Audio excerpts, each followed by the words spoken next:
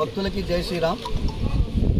ఇవాళ చిలుకూరు స్వామివారి దేవాలయానికి అత్యంత సమీపంలో ఉండేటటువంటి ఒక సంఘటన జరగడం వల్ల అందరూ ఇక్కడ ఉద్రేకపడి రావడం జరిగింది.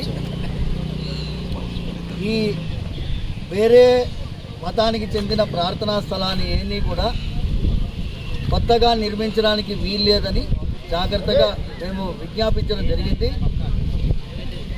ముఖ్యమైనటువంటి వక్ఫ్ బోర్డు అధికారులు, మన పోలీస్ యంత్రాంగంలో ఉండేటటువంటి ఉన్నతాధికారులు వారందరూ కూర్చొని సమావేశం చేసుకున్నాము.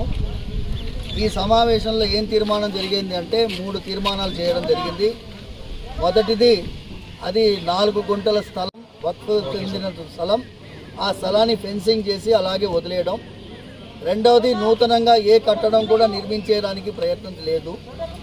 మూడవది, అక్కడ ఎటువంటి నమాజ్ కానీ ప్రార్థనలు కానీ చేయడానికి అవకాశం లేదు.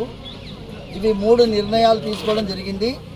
కొన్ని రోజుల తర్వాత ఈ గ్రామ ప్రజలు, ఈ గ్రామంలో ఉండేటటువంటి మన ముస్లిం బంధువులు వాళ్ళని కూడా ఏకంగా కూర్చొని ఈ సమస్యకి సామరస్యమైన పరిష్కారాన్ని వెతికే ప్రయత్నం చేస్తాము అని ఒక నిర్ణయం తీసుకోవడం జరిగింది. ఇవాళకి ఈ విషయం సద్దుమణిగింది అని భావిస్తూ మీ అందరికీ కూడా ఈ విషయాన్ని తెలియజేయాలని పత్రికా ముఖంగా, మీడియా ముఖంగా మీ అందరికీ ఈ విషయం తెలియజేయాలని సర్వే జన సుఖినో భవంతు ఈ వీడియో రిలీజ్ చేయడం జరిగింది.